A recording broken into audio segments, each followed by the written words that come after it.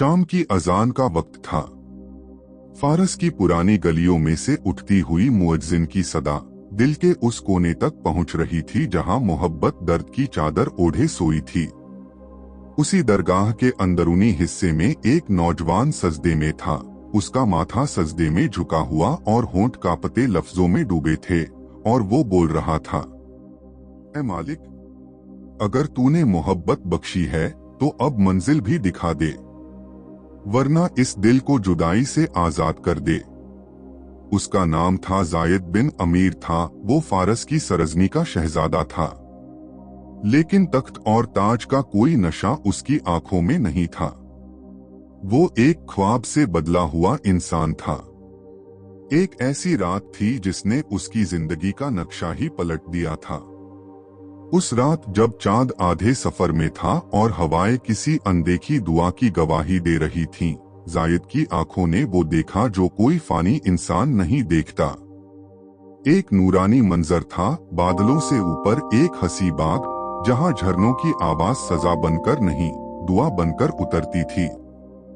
वहां एक औरत खड़ी थी। नहीं, वो औरत नहीं थी, वो नूर थी। उसकी आंखें ऐसी जैसे तिलावत करती हों और लिबास में ऐसी रूहानी खुशबू की जायद की रूह कांप गई। उसने कहा, जायद, तूने जिस दुआ को दिल से मांगा है उसका जवाब मैं हूं, मगर मेरी दुनिया तुझे यूं ही नहीं मिलेगी। हर रूह को रूहानी इश्क की आजमाइश से गुजरना पड़ता है। जायद की आंख खुली तो पसीने में तरबतर था, लेकिन दिल में एक नई रोशनी थी।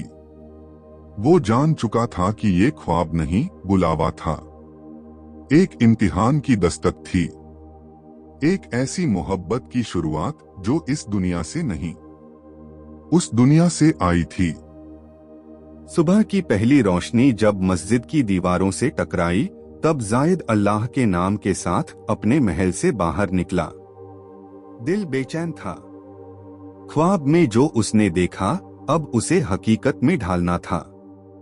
शहर की सबसे पुरानी गली में एक मेला लगा था, लेकिन वो मेला आम नहीं था। वहां दरवेश, फकीर और सालिक बैठे थे। हर चेहरा रहस्य में डूबा हुआ, हर आंख जैसे किसी और आलम में देख रही हो। उसी भीड़ में एक दरवेश बैठा था, सफेद कपड़े, लंबी चुप्पी और आंखें जो आर पार देखती हों। जायद उसके पास पहुंचा, बैठा और कुछ कहने ही वाला था कि दरवेश ने पहले ही लफ्जों से वार किया।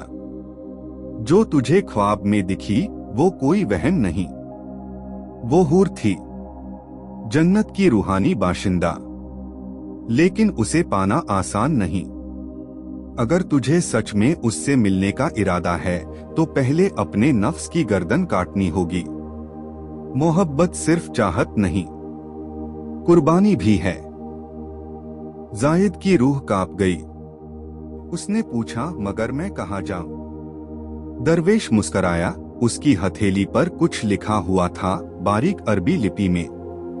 पहाड़ों के उस पार जहां सूरज देर से निकलता है और अजान रूह तक पहुंचती है, वहीं से सफर शुरू होगा। जायद ने पलटकर देखा, मगर वो दरवेश अब वहां नहीं था। भीड़ में गायब, जैसे कोई रूह आया था और चला गया। लेकिन अब जायद के पास एक रास्ता था और एक इम्तिहान। जायद ने अगले ही दिन सफर की तैयारी शुरू कर दी। ताजो तख्त को सलाम किया, माँ की आंखों को चूमा और एक छोटी सी पोटली में बस कुरान शरीफ और हजरत अली के कुछ कहे हुए अल्फाज लेकर निकल पड़ा। वो पहाड़ों की ओर जा रहा था, उन पहाड़ों की ओर जिनके पार सूरज देर से निकलता था। रास्ता आसान न था। कभी तपती धूप, कभी डरावनी खामोशी और कभी अजनबी परिंदों की चीखें, मगर हर आवाज में उसे उसी नूरानी चेहरे की गूंज सुनाई देती। हर कदम पर तुझे खुद से लड़ना होगा और इश्क की आग में जलना होगा। एक शाम जब वो एक ऊंची चोटी पर पहुंचा, आसमान गुलाबी था। वहां से पूरी वादी नजर आती थी। उसी वक्त एक मीठी हवा चली और हवा में खुशबू घुली, वही रूहानी खुशबू जो उसने ख्वाब में महसूस की थी। जायद ने आंखें बंद की। दिल से एक दुआ निकली, ए रब्ब, अगर ये वही रास्ता है तो अब मुझ में आगे बढ़ने की ताकत दे। तभी सामने एक चट्टान के पीछे से एक साया नजर आया।